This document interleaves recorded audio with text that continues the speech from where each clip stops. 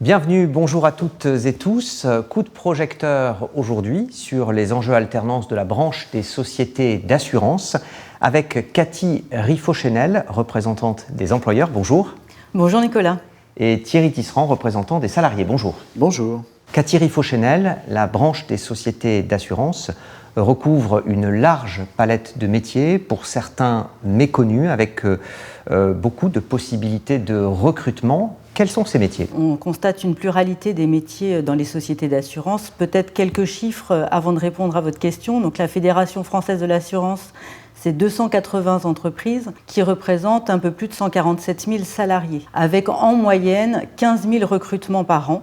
En 2019, on peut noter même jusqu'à plus de 16 000 recrutements, dont 3 800 en alternance. Donc l'alternance est un dispositif qui permet aux jeunes de s'intégrer dans le monde de l'assurance, de vivre une réelle expérience collaborateur et de partager les valeurs qui sont les nôtres, notamment la solidarité, l'engagement, la prévention, la protection et bien sûr la proximité. Quels sont les métiers aujourd'hui qui recrutent le plus, où vous avez le plus de besoins ? On peut en identifier quelques-uns, notamment les métiers du développement commercial et plus particulièrement les commerciaux spécialisés dans les risques professionnels ou la gestion de patrimoine, mais également les métiers de la data, je peux penser aux actuaires, aux data scientists, aux métiers de l'informatique, avec notamment les métiers liés à la sécurité informatique et au développement web. Les métiers également du marketing et du digital sont également des métiers sur lesquels nous recrutons. Quels sont, Thierry Tisserand, les efforts déjà déployés pour mieux promouvoir ces métiers? Quelles sont les pistes d'action à développer? Donc il y a des actions de communication et des actions de mutualisation qui ont déjà commencé, puisque je souhaite rappeler que l'assurance n'est pas un bloc monolithique, il est constitué de 4 grandes familles, l'assistance, les sociétés d'assurance, le courtage et la réassurance et les agences générales. Ces 4 grandes familles partagent un certain nombre de métiers qui sont presque identiques quelquefois.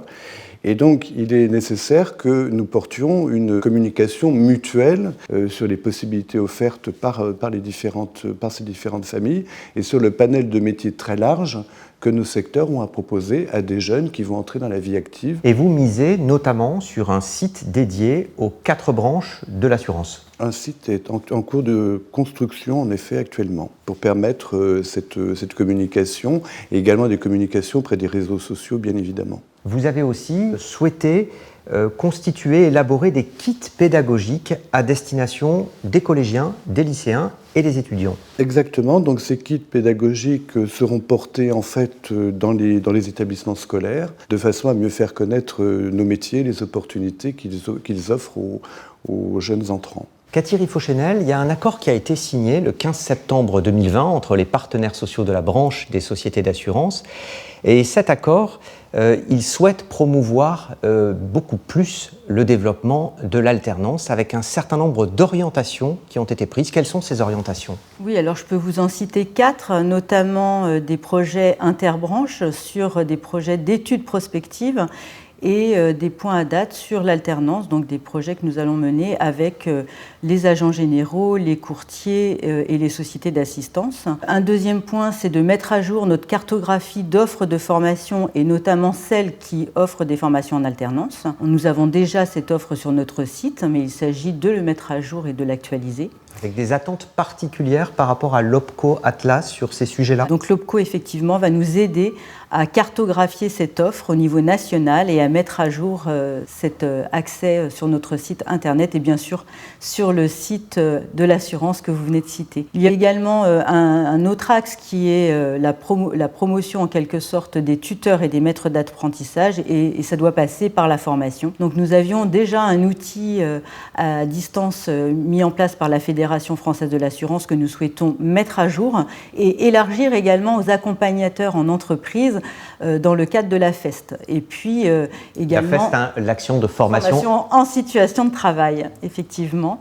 Et de pouvoir aussi proposer une offre certifiante pour valoriser cette fonction essentielle dans l'alternance. Et puis, un 4e point qui nous semble essentiel à développer, c'est tous les partenariats que nous devons développer pour développer l'alternance et promouvoir nos métiers. Je pense particulièrement à tous les acteurs de l'orientation et de l'information, mais également aux conseillers en évolution professionnelle et aux associations de transition professionnelle. Thierry Tisserand, alors de votre côté, quels sont les axes que vous retenez de cet accord de branche du 15 septembre 2020 qui porte beaucoup sur l'alternance? Cet accord est extrêmement dynamique parce qu'il a quand même un certain nombre d'ambitions qui ont été portées notamment par les partenaires sociaux, et c'est notamment porter l'offre pour pouvoir permettre un accès de nos jeunes à nos métiers. Et comme vous l'avez compris, on a un panel de métiers suffisamment important pour permettre à ces jeunes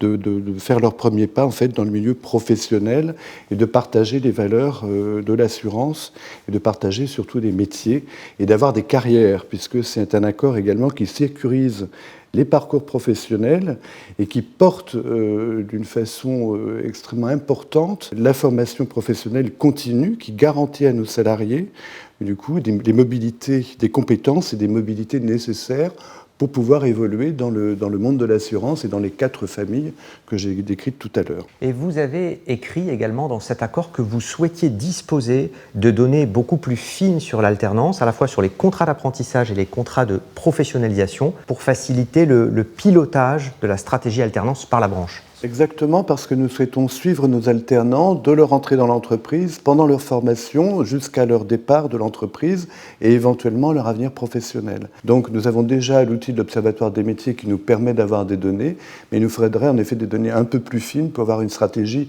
plus mobile, je dirais, sur l'alternance à l'avenir. Merci beaucoup pour vos éclairages, vos témoignages et merci à vous de nous avoir suivis. À bientôt.